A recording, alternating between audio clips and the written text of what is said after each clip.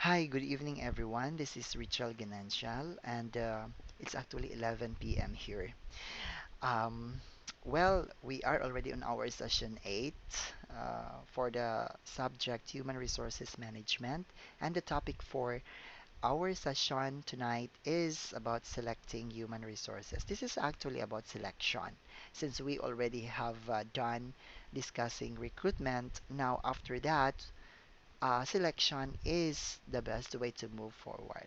But prior to that, let us discuss first the objectives of this session. All right. So at the end of this session, you should be able to discuss how validity and reliability are related to selection, explain the importance of realistic job previews and application screening efforts to the selection process, identify three types of selection tests, discuss several types of selection interviews and some key considerations, and understand the importance of this is background checking or investigation of applicants, and of course the use of medical examinations. Describe major issues to be considered when selecting candidates for global assignments. They say if you send out your people training abroad and all, because we are in the context of globalization already, so we tend to discuss that one also. This is about selection and placement now. So selection decisions are an important part of successful HR management. Uh, there are some managers would even state that selection is the most important part of running a sound organization. Okay, but there are many reasons why a company can succeed.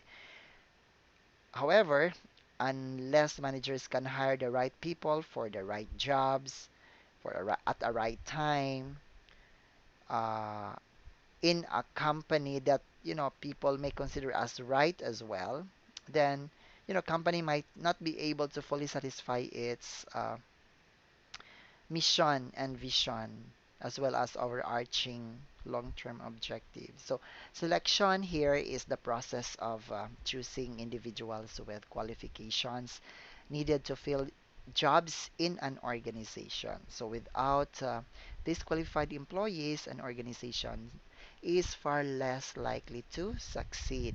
So we always have been talking that people is the most important asset in an organization. Okay. Now, there are two HR beliefs that underscore the importance of effective staffing. One is hire hard, manage easy. This is like an expression or a belief in the HR world. Okay, this means that the amount of time and effort you spent in selecting the right people for the job would make managing them as employees when they join the organization already much less difficult because you know many problems have already been eliminated during the selection stage. Good training will not make up a bad selection. Okay, the underscoring uh, I'd like to underscore uh, the thought here, bad selection. So which means that in the selection process or in the stage of selection, you should exercise good selection because no amount of training or good training can make up for your bad selection decision. Okay?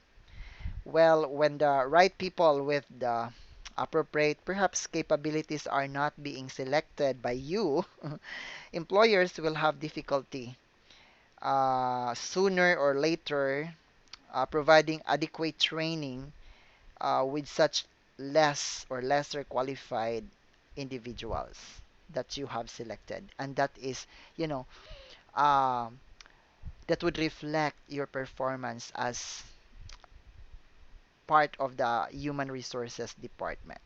Okay. Placement here is fitting a person to the right job. So placement a human resources should be seen as primarily as matching process that can affect many different employment outcomes. Okay.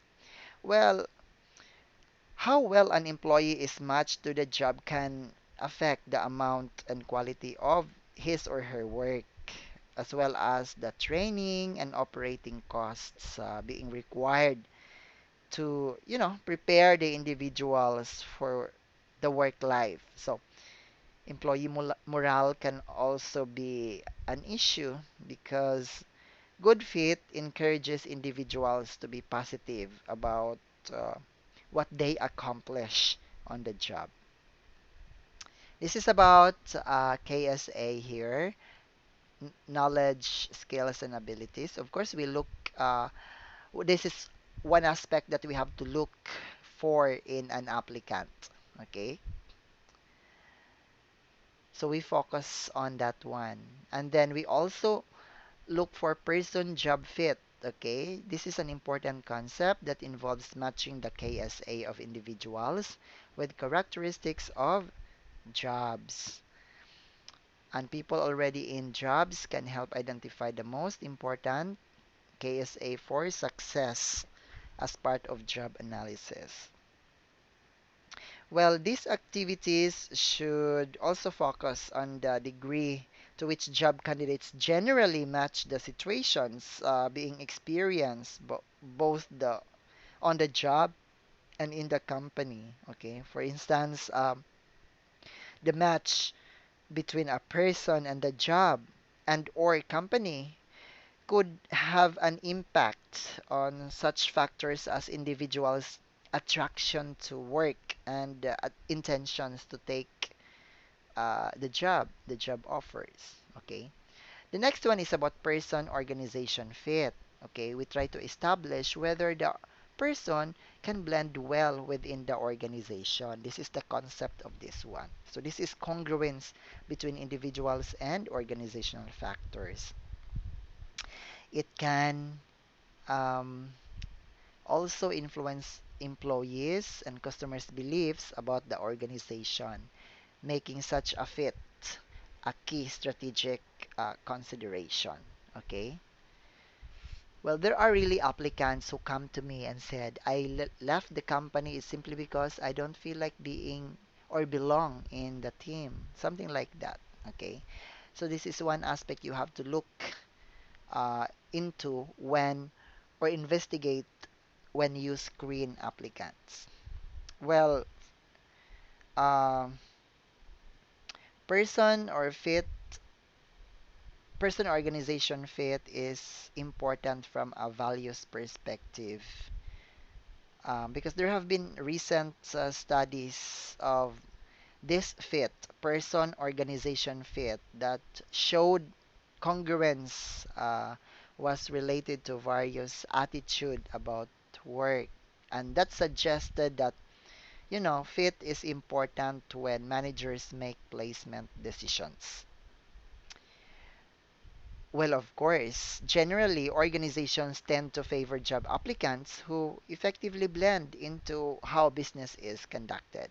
Okay, so pay attention to that. Now we go to the criteria predictors and job performance. Selection criteria is the characteristic that a person must possess to successfully perform the work. Okay, regardless of whether an employer uses specific uh, skills, knowledge, abilities, or a more general approach, effective selection of employees involves using criteria and predictors of job performance. So, at the heart of all the effective selection system, uh, or such effective selection system must be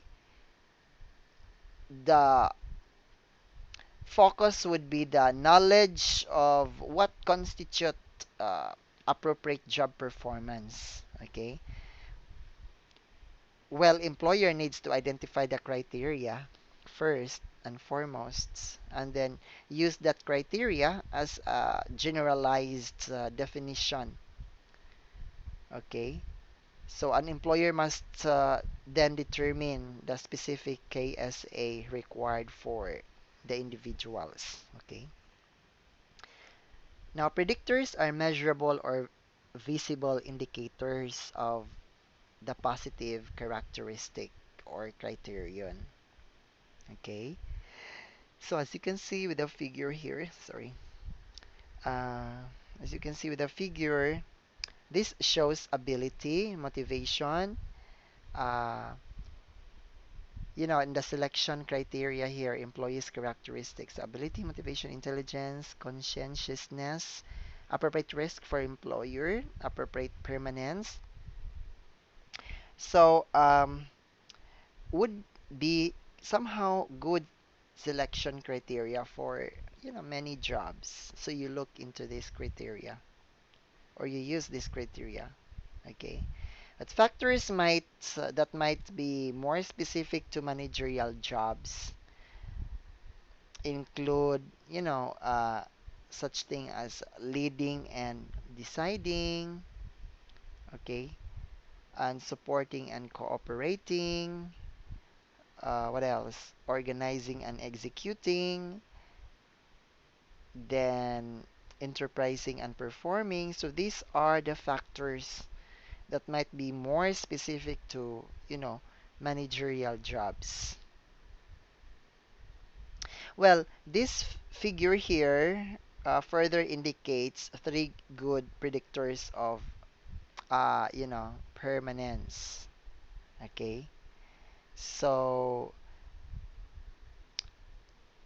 well, it might be that individuals' interests, the salary requirements, and tenure on the previous jobs would be, the predictors of permanence. Like people or employees or job seekers who had uh, shown interests and quite salary requirement and good tenureship of previous jobs would have the tendency to stay longer with your company. Okay. Um, Now let's talk about the validity. Okay, it is the correlation between a predictor and job performance. Okay. In other words, validity occurs to the extent that the predictor actually predicts what is supposed to predict. Okay. So there are several types of validity. One is synthetic validity. This involves the degree to which areas of a particular job are associated with assessments of the individual characteristics required to complete these areas. And there is the correlation coefficient. It's an index number that gives the relationship between a predictor and a criterion variable. Actually, this is like the technical aspect of you know, assessing, in the course of screening candidates, considering the aspects, the elements of the job performance, the criteria that you have set, and the predictors of the selection criteria. Okay. So we also have here the concurrent uh, validity, sorry. And this is one method for establishing the validity associated with a criterion variable. Okay. And the concurrent validity means at the same time. The concurrent means at the same time, meaning concurrent. Okay. That's present time or same time. Okay.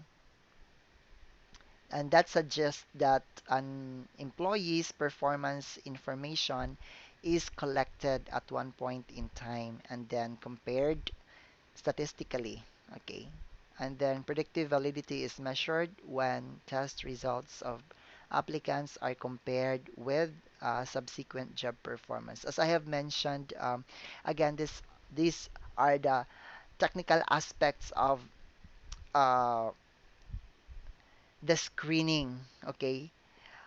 But I am saying that not all companies are using this because every organization, depending on what industry and what size or nature or type of business or organization that you have, then you will have to use certain methods or means of selections that you may deem appropriate and doable within the means and the resources that you have within the company.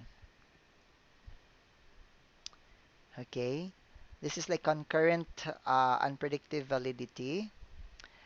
Um, the figure here indicates the concurrent validity is measured when an employer tests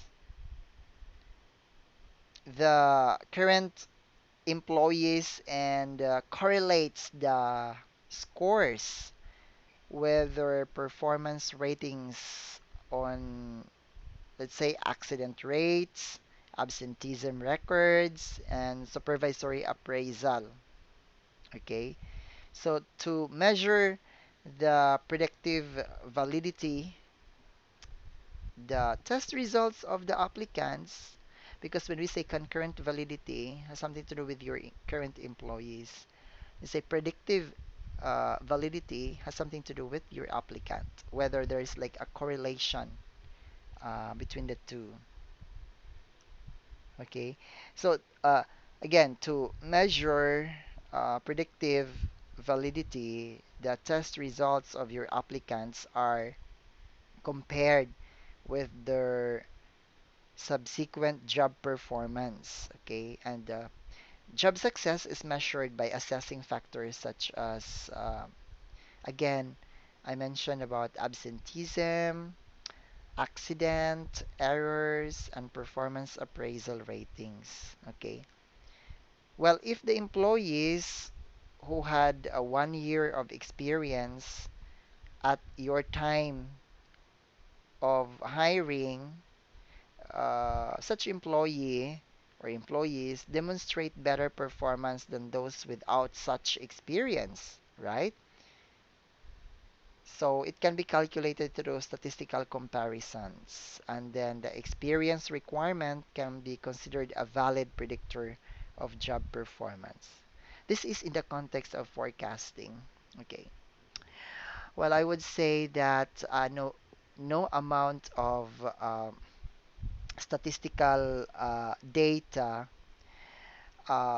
would predict the mindset of, individual human beings, whether he or she is going to perform the same way as he used to perform with other companies, or he or she is able to behave accordingly as with other concurrent employees. So these are just, you know means for any companies to have better understanding or idea in the course of screening. But again, not all companies are using such methods. Okay. Now, you might ask, why are we discussing this? At least, like, to give us an idea. Say, when you apply and no one is calling you, so then they might as well be having this kind of method. All right. So don't get surprised if no one is calling you, or don't get, uh, be too emotional, or don't get mad to those companies that don't call you, even if you believe yourself to be quite qualified. Okay, there are a lot of factors being considered that you do not know, or applicants do not know. Okay, selection process. Okay, so this is generally the figure that outlines the selection. So, well, most organizations would take a series of consistent steps to process and select applicants for the jobs. So, selection can take place in a day or over a much longer period of time. Some would take a year. Imagine that. Why is it? Because, you know, if the job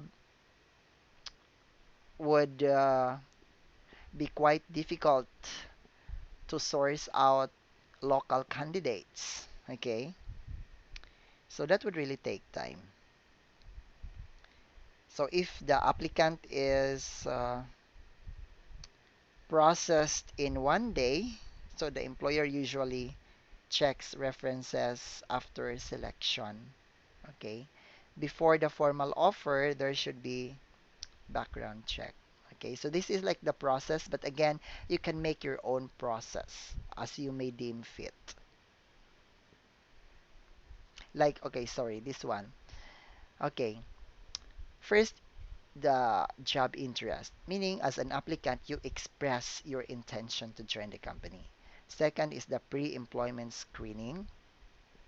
Okay, that involves, calling, okay, and then scheduling and all. And then, like, when you go to the company, they will give you application form, and then you will be provided with a test, and then there will be interview. And if you pass, okay, you go to the next stage, which is background investigation. And there might be some additional interviews such as panel, although that can be optional, okay?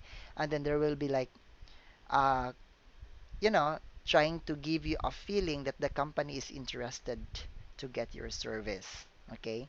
So that is quite conditional offer. But in the Philippines, we avoid having conditional job offers just not to give candidates a false hope or false expectations if in the medical examination or drug test they fail. Okay? So, well, there are instances in which okay, you are offered for the position provided that you pass some other requirements. If you are not able to submit those medical requirements or some other requirements, so then you will not be able to join the company, even if there was like what we call as conditional offer. Because the essence of having conditional offer is for you to be able to satisfy some other, you know, uh, process or requirements set by the company. And then job placement, that's when you sign the contract and then you will undergo the orientation, onboarding, and all. Okay? Okay, we explained already everything. The job applicant, you just have to provide a realistic preview. Do not give the applicant a false hope. Okay? Always be real, okay, with your company. So do not paint a good picture of your company if you don't mean it, okay? But you do not have to backstab your company or talk back something bad about your company. So just be realistic, okay? And then the applicant may or may not accept because in the process of selection, okay, if the candidates are given such false hopes, then it won't work on a long term. Pre-employment screening, of course, like we have electronic screening, depending on what HRIS you are using. Okay. And,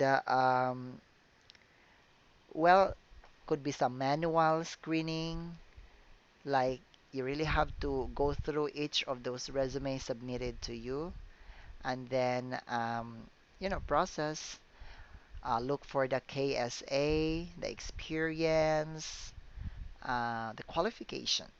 Okay.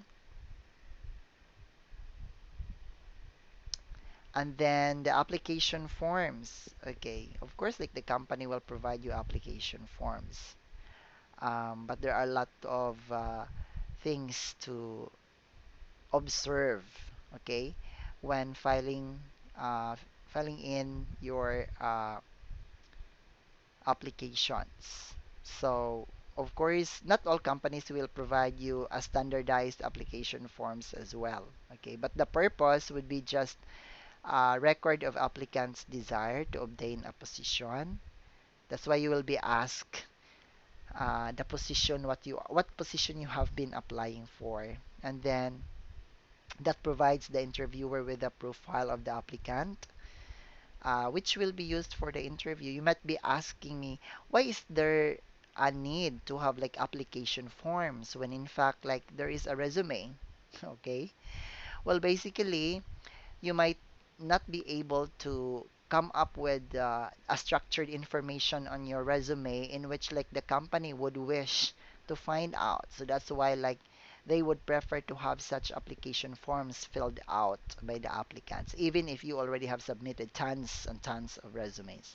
Okay, so that's basic employee record for applicants, okay, who are hired and can be used for research on effectiveness of the selection process. So that's why I said that there are some information or data that the company would want it to generate that may not be, that they could not extract from your resume. Okay, um, there are just some aspects that you have to consider or pay attention with the application forms. That's the disclaimers and notices, okay? That this actually is being contained in an application form, okay? So this includes employment at will, indicates the right of the employer or applicant to terminate the employment, okay? And then references. This is very important for you, interviewer, so that you will be able to conduct your background check.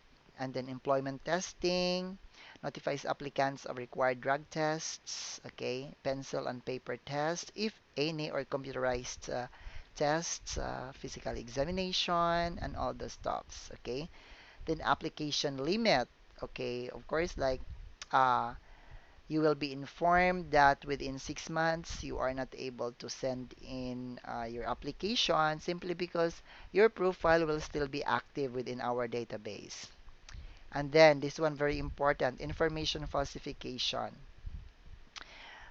Conveys to applicants that falsification of application information can be grounds for serious reprimand or termination. Be very careful about falsifying your information, guys, because that will be the basis for termination. And I mean it, based on experience, believe me. Okay? So please be truthful to what you declare, what kind of information that you have declared in your resume, and being an HR personnel, like recruitment specialist, perhaps, this is one thing that you really have to pay attention to, okay? Because the mantra there is if you cannot be trusted, okay, in terms of honesty and integrity with just a declaration, okay, of such data or information, how much more with the knowledge, the capabilities, and the kind of work that you do for the company. Okay, and this is actually an honesty and integrity test on the part of the applicant. Now, I want you to go through this application sample, okay? Application form sample, but not all companies are using this. You can tailor fit your application form uh, based on what you need and what kind of information you wanted to get from the applicant. Okay, those information may or may not be present on the resumes. Okay, now let's go to the ability tests.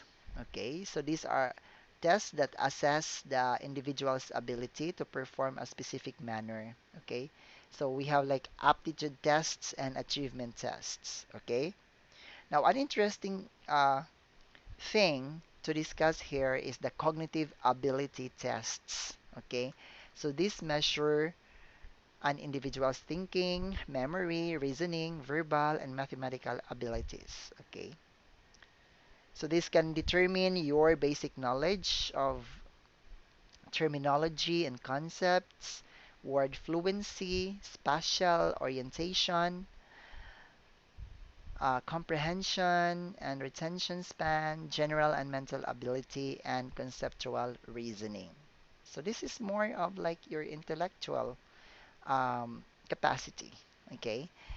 And then your physical, there's like a physical ability test, okay? If the job is, uh, physically demanding, so there should be like individual measures for such abilities in terms of strength, endurance, and muscular movement.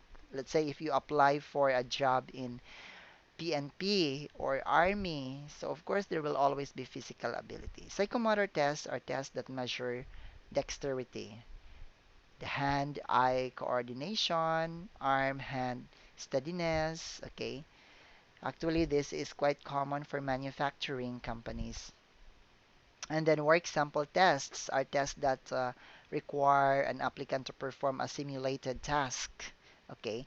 Well, let's say if you apply for a position as designer, visual designer, something like that, you will be asked to present your portfolio, or you will be asked to, create a visual design.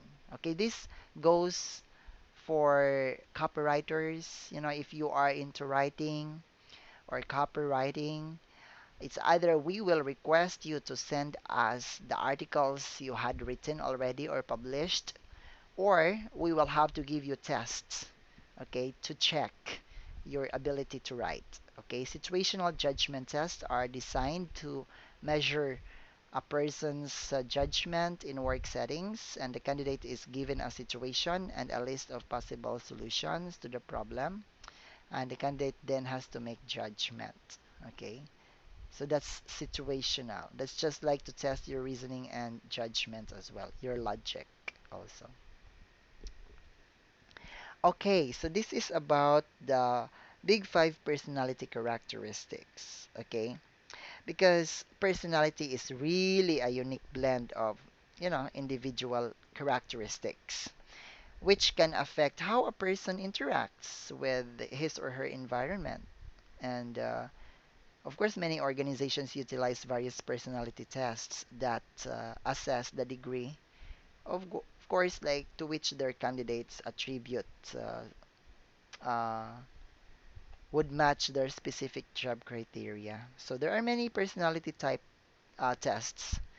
Okay, so there are like MMPI, Minnesota Multiphasic Personality Inventory, and there's like Myers-Briggs test. Okay, although I would say many different personality characteristics exist. So some experts they believe that there is a relatively small number of underlying major traits. So the most widely accepted approach to studying these underlying personality traits is this one, the Big Five personality characteristics. So these big five traits are generally considered to be useful predictors of various types of job performance in different occupations.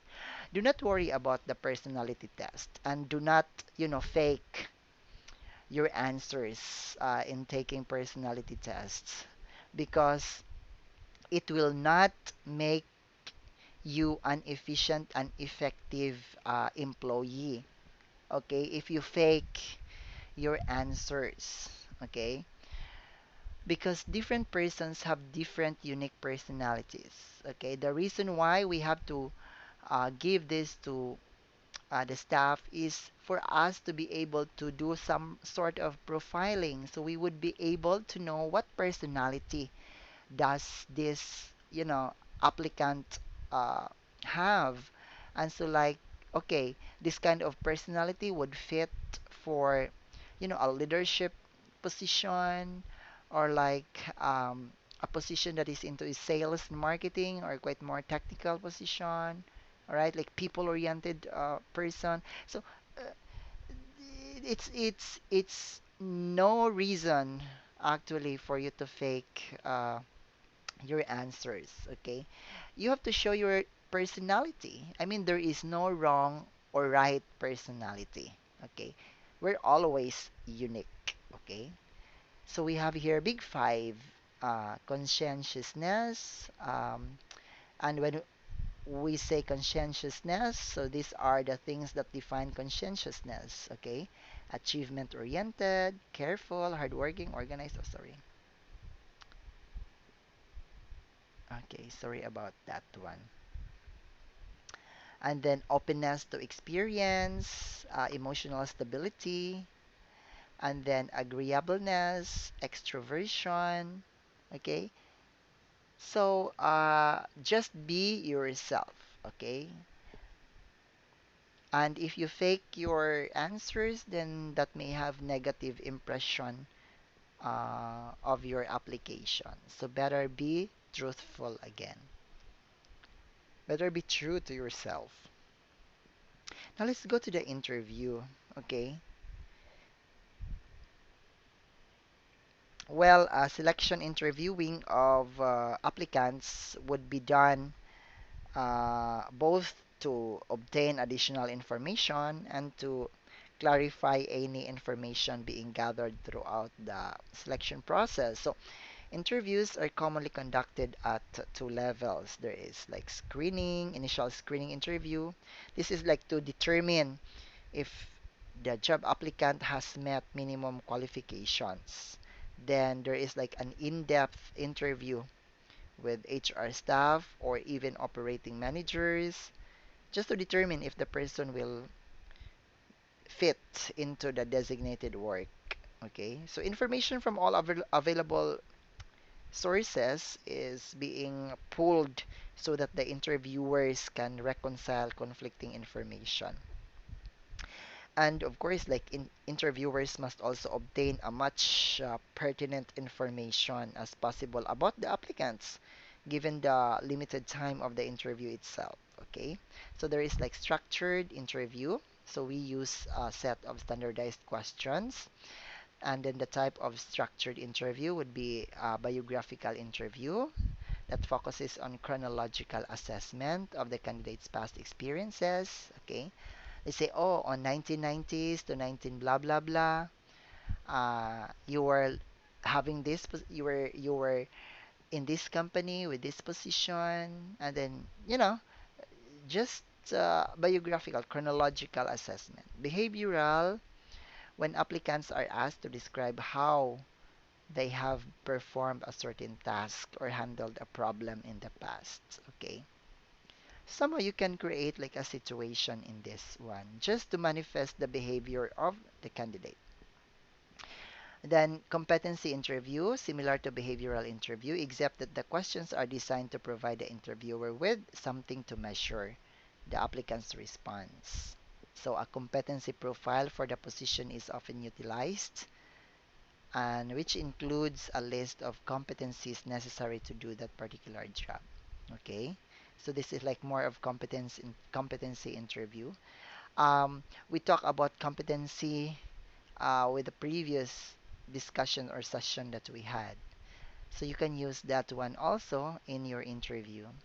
Situational interview contains questions about how applicants might handle a specific job situation. So interview questions and possible responses are based on job analysis and then checked by job experts to ensure content validity.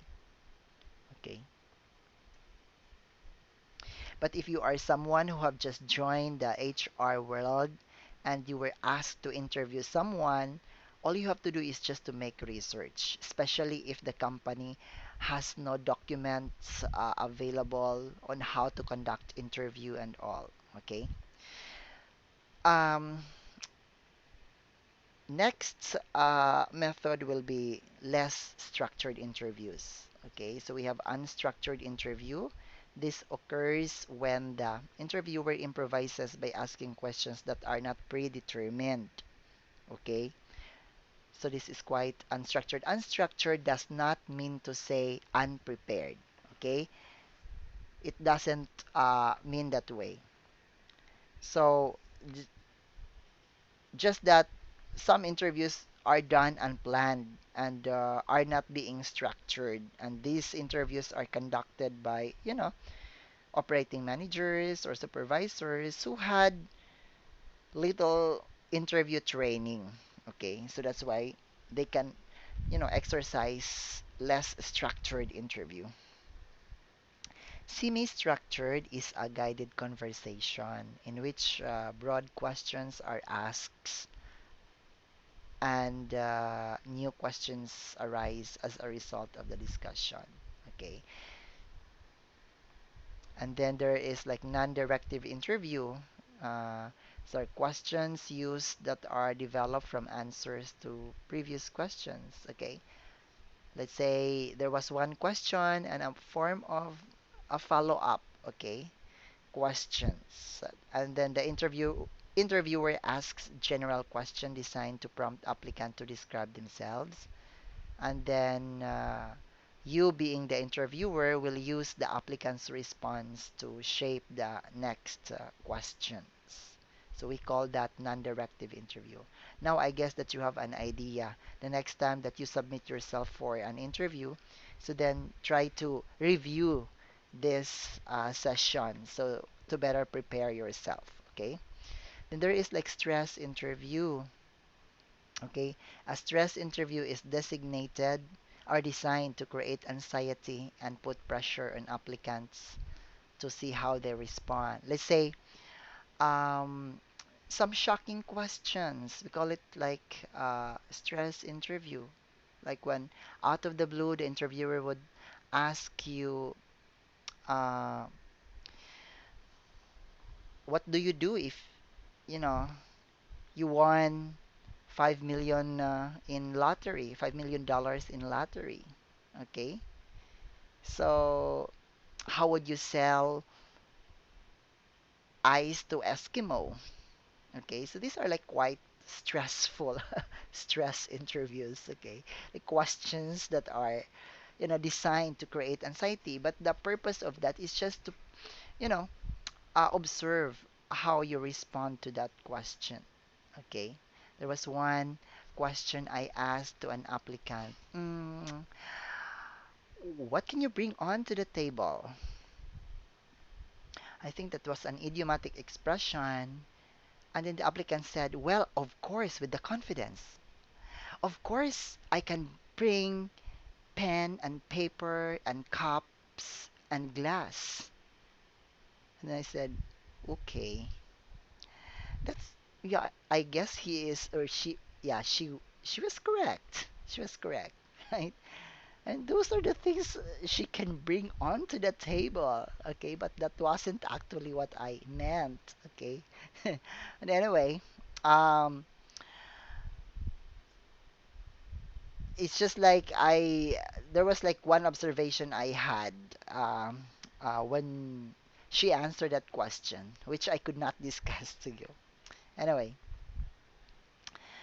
next is the type of interviews. So we have different types of interviews here, uh, which we discussed, okay? These are the types of interviews: biographical, behavioral, competency interviews, situational interviews. Okay.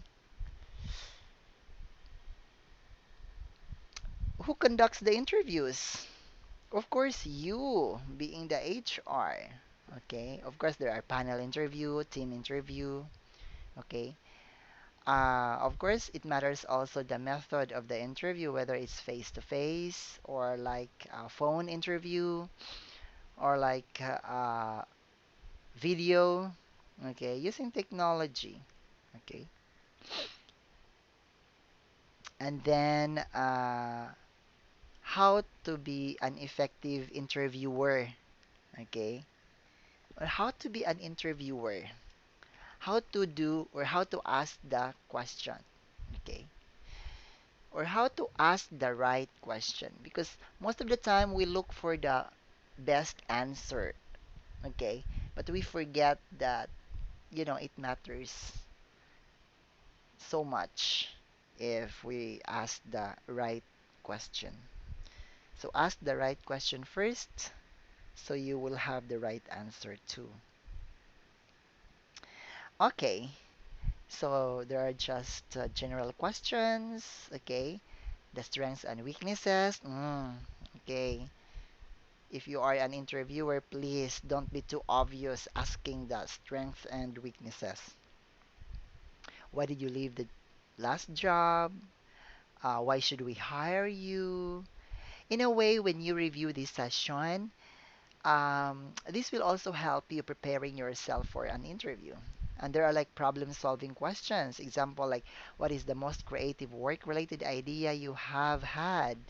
Describe a most describe a difficult problem you faced and solved. Okay. Describe a sale you did and not make and explain why. Okay. It's quite like problem solving questions. Questions about motivation. So, what have you done that shows initiative? And how do you measure success? Oh, and what projects make you excited? So, this is more like motivating or motivation questions.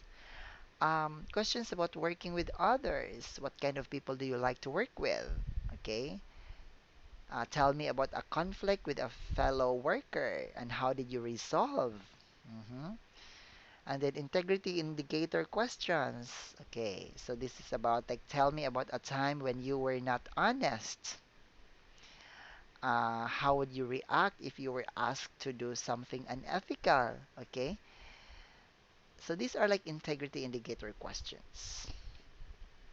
Okay, there are just like a number of suggestions making interviewing more effective. So plan the interview. Of course, interviewers should review all the questions. You better prepare. There are applicants who are much smarter than you. Okay? So take hold of the interview. That's the second one. Control the interview. Don't let the applicant take control of the interview. You are the interviewer. Take control of the interview. And then use effective questioning techniques. Okay, you may use stress interview if you are also stressed as an interviewer. And then, no, no, no. I'm just trying to light up the moment here because it's 12 midnight. Okay, um, just be prepared so you can be effective in the interview. Okay, then what questions to avoid? Those questions that are answerable by yes or no. What are these questions answerable by yes or no? Let's say, did you have a good attendance on your last job? That's quite too dull. Okay.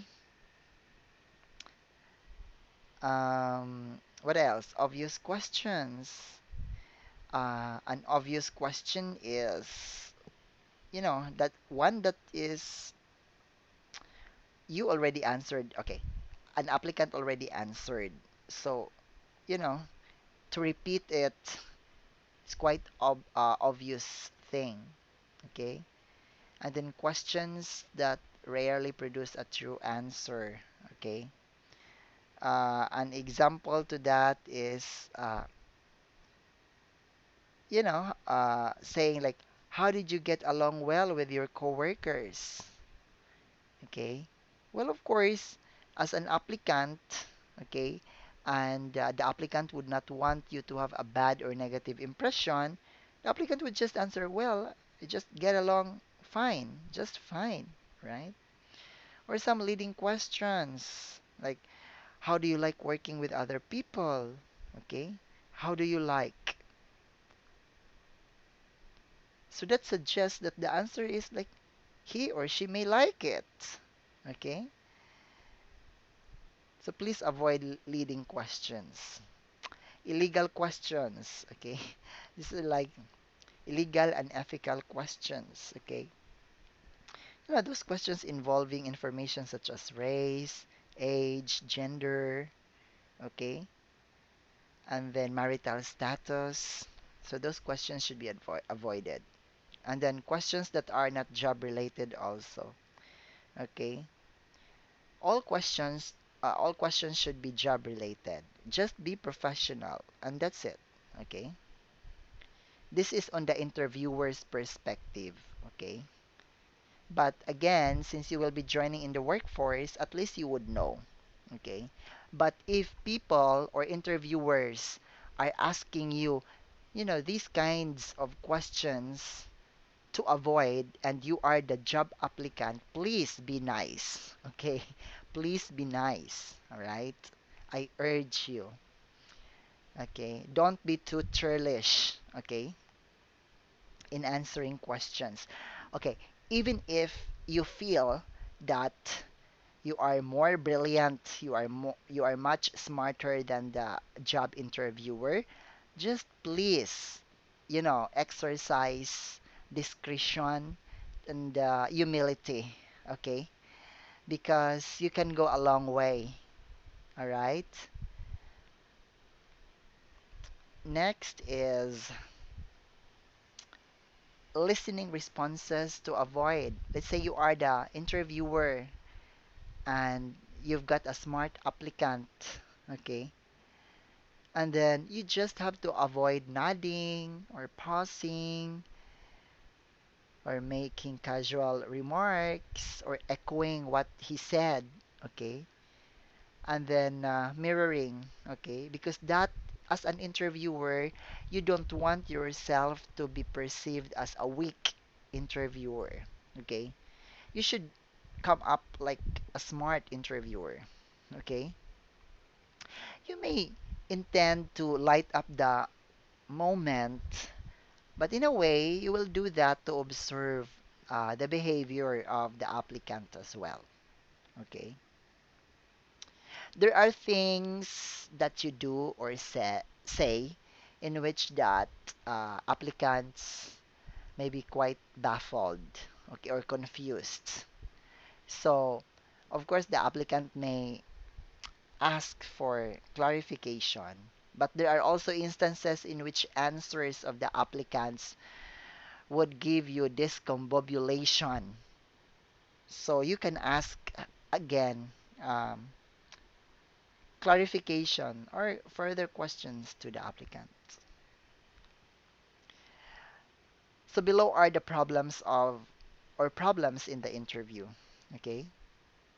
One is a snap judgment. Well, of course, some interviewers decide whether an applicant is suitable. So within the first 2 to 4 minutes of the interview, and spend the rest of the time looking for evidence to support their judgment. They already have the judgment about the applicant, especially if they don't like the applicant. And, in just 2 to 4 minutes, and then they just have to look for an opportunity for them to support their preconceived judgment. Okay?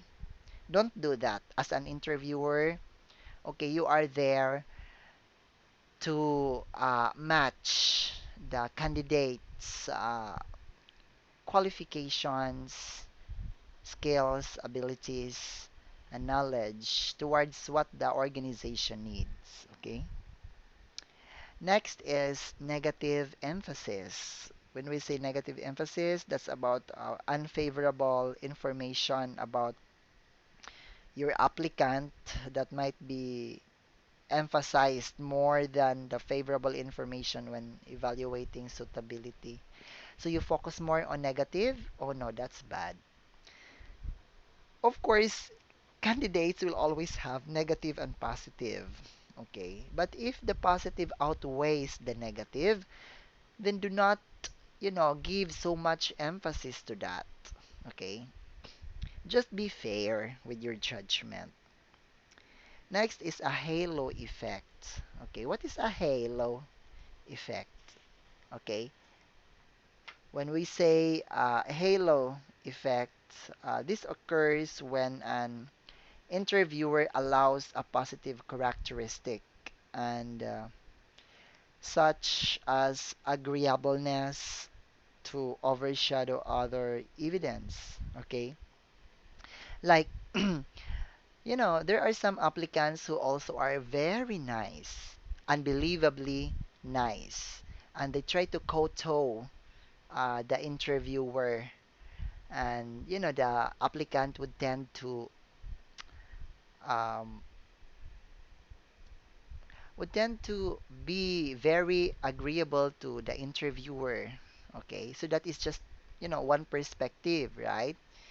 Be very careful or cautious about it. Okay, or it may be all a halo effect is somehow like on your perspective as an interviewer, you tend to like the applicant. Okay, so you were always looking for things that you really are agreeable to the applicant. Okay. That would support your preconceived again judgment.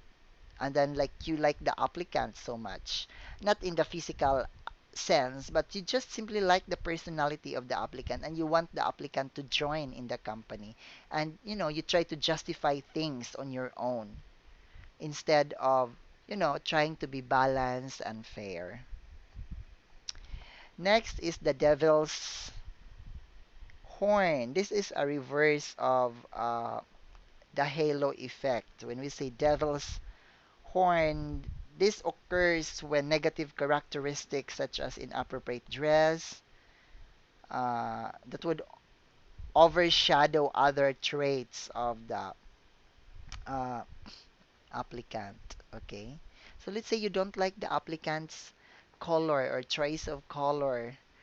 You don't like the perfume of the applicants. Okay, that's devil's horn. Please don't have it overshadowing other good traits of the applicants.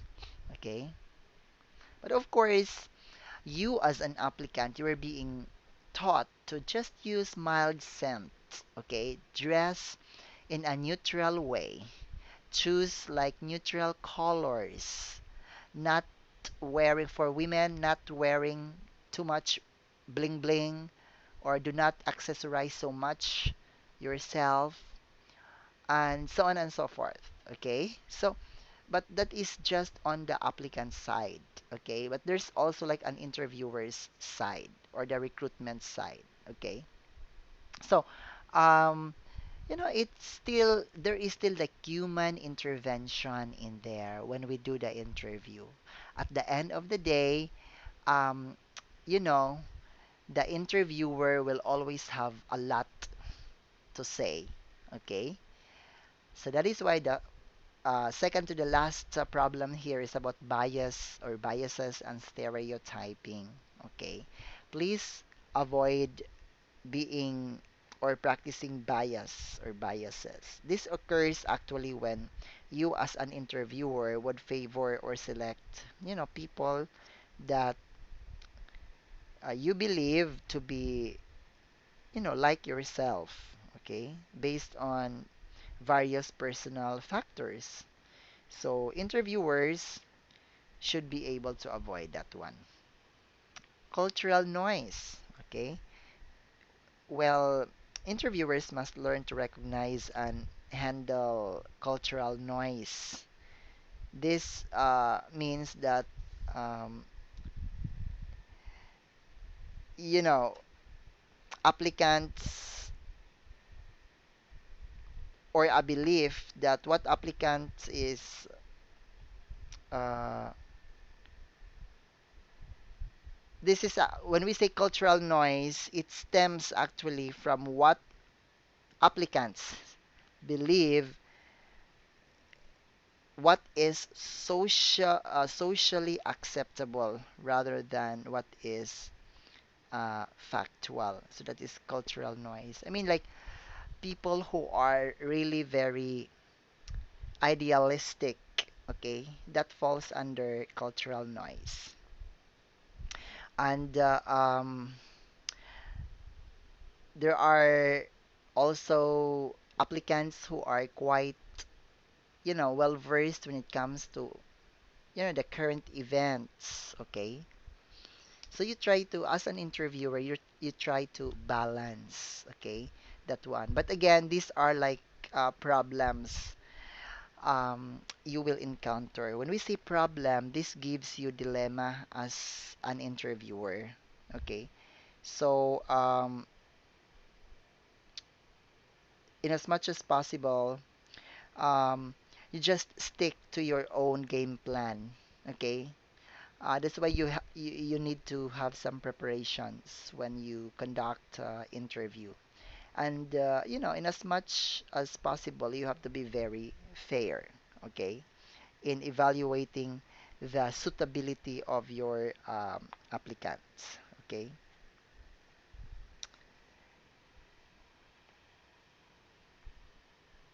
Okay, and then once we already have done with the screening, or sorry, selection, okay, the preliminaries of the selection, okay, we go now to background investigation, okay. So you have to look for the sources, the employment records, the references, okay. Of course, you may ask, one of the requirements you have to ask from the applicant is the NBI, police clearance. So those were source of for you to conduct investigation. Then medical examination. Um, this is very important, especially these days that, in the Philippines, it's just a matter of physical, general physical examination. So, but depending on what industry, so then there could be high emphasis on medical examination. So let's say in a food industry, so they have to ensure that the people working in there and would touch the food and all the stuffs are healthy and free from any illnesses or diseases or viruses. Okay, and this becomes even relevant because this involves drug testing, and of course, like with the pandemic that we have, you can require your applicant to undergo for COVID testing. And then you have to make the offer, the job offer. This is the final step, okay? Of course, after considering the expectations, the job expectations, and the salary expectations, so you will have to conduct the job offer or to make the offer known to the job applicant, whether the applicant is agreeable or not. And there are, you know, situations in which the candidates would say, yes, I accept, but they don't actually pursue it. So better be prepared with some options also.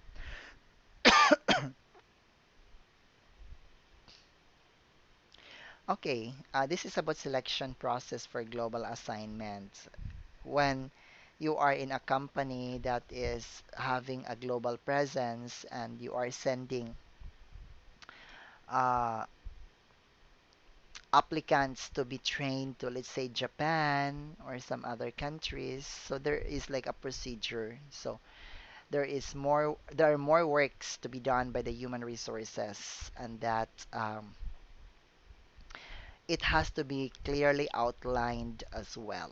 Okay, or I do not know the process for employment agencies because they are recruiting local applicants and deploy them internationally or globally.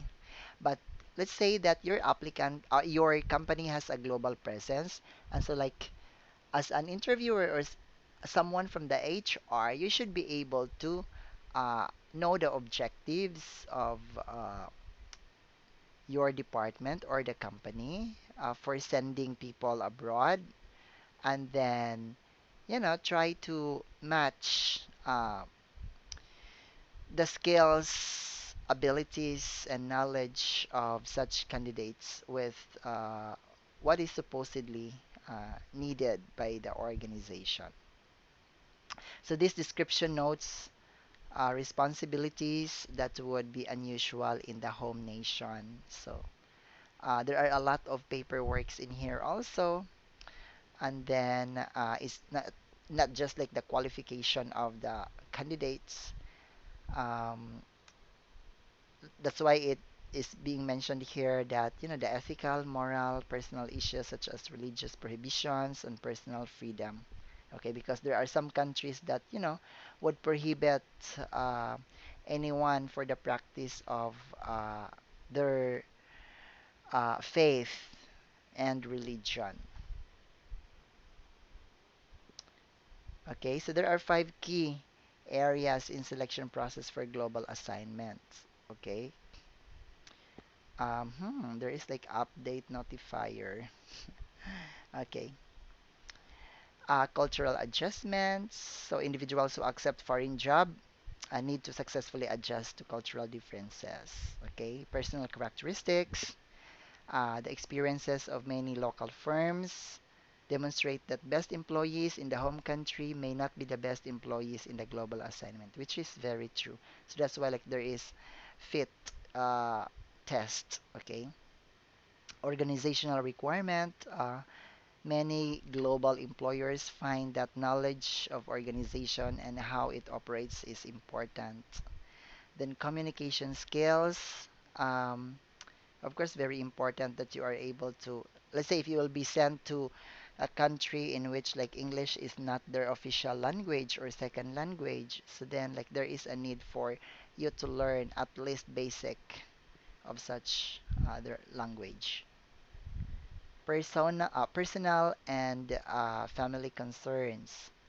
The preference and attitudes of spouses and other family members can influence the success of such assignment. So let's say that um, you know one cannot go abroad because of family matters. Okay, so at least as someone who is in charge of the selection process, you will have options to look as a solution. Okay, yeah, that's the end. Quite short. It's less than an hour. Anyway, it's really very late. This is a very interesting topic. So, if you have some questions and clarifications, even if, those things are intended for your own, based on personal experiences or things that probably you believe you may encounter along the way as you go, applying for jobs or perhaps joining in the HR and how you conduct the interview. So please feel free to ask. Okay? So I will be giving you a very exciting additional or supplementary activity for this one. I will just have to send an email. Thank you.